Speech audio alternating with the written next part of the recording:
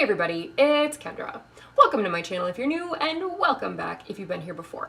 My video today is actually the last video I'm going to film before Thanksgiving, so I thought it was only appropriate to film something that you could make for Thanksgiving. No, I'm not talking about turkey or anything super complicated. This is going to be a beautiful seasonal autumnal salad that looks like this. Yum! It's full of beautiful colors, beautiful flavors. Everything is in season, super delicious, and it's super easy to make. Anywho, let's get into it. All right, let's discuss ingredients. So first off, you're going to want some type of greens. Now, I prefer using spinach or kale or a mix. So what I've got here today is actually the Earthbound Organics Power Green. So this has baby chard, kale, and spinach. If you just have spinach, that is perfect. And you are also going to want a butternut squash. So yes, this is a butternut squash before it has been peeled and chopped up. And just like that, my butternut squash has been peeled and seeded and chopped up. And I also like to throw in some red onion, thinly sliced. And I also love to use persimmon in this. So this is what a persimmon looks like. This is one of the types of persimmons. I've been picking persimmons up recently at Costco.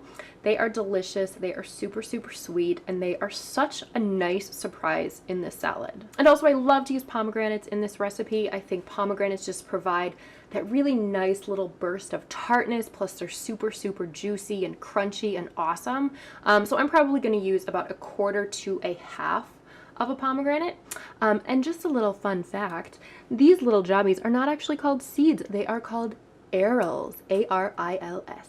Other ingredients, some avocado. I really love avocado, so I may end up doing 1.5 avocados. You're also going to want some pecans. I just love the way pecans work with all of these flavors. And then finally, to top this salad off, I'm going to be using some olive oil, balsamic vinegar, and some Myers lemon. I generally would not use a regular lemon because I find it a little bit too acidic for this, but a Myers lemon is definitely more on the sweet side, so I feel like it will blend so perfectly with these flavors. All right, so to start this off, I'm going to put my butternut squash in a pan. I actually had this pan when I was a child. Well, it was my mom's. This was what we used to make Jell-O in. You can see all the nice little cut marks on the bottom from where we sliced our Jell-O jigglers. So all I'm going to do with this butternut squash is put a little drizzle of avocado oil on it, sprinkle of salt, a little bit of pepper, and then I'm going to mix it up and bake it. So this is the longest part of the whole salad. Now obviously you are not going to be using this whole entire amount of squash. So I mean, if you really don't want leftovers, you know, just do a very small portion of a butternut squash.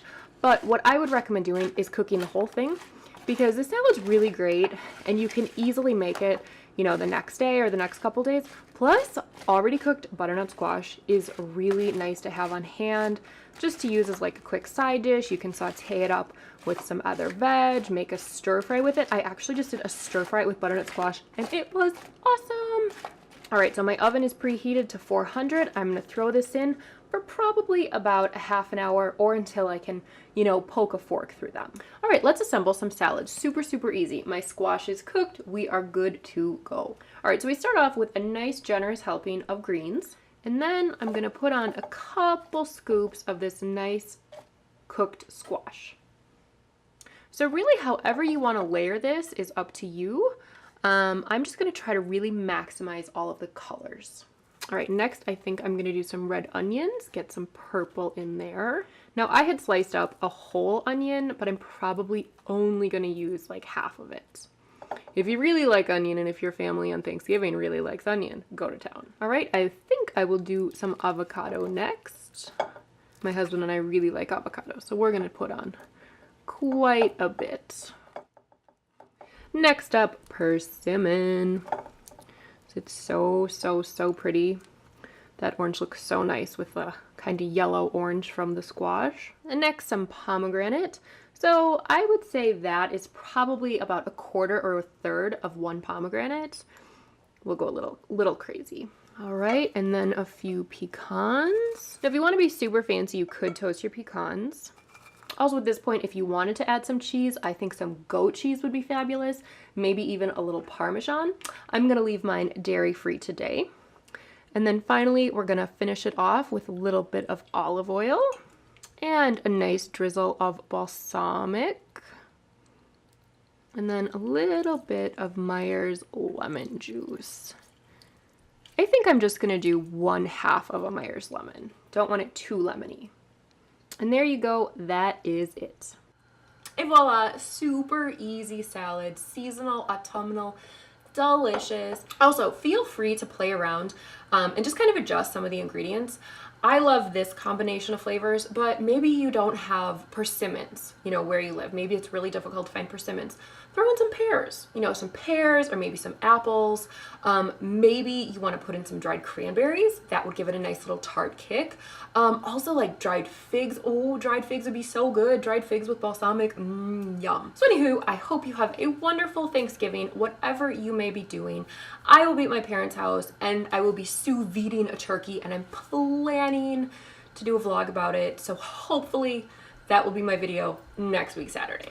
So bon appetit. So thank you so much for watching. Like, comment, subscribe, and I'll see you in my next video. Bye.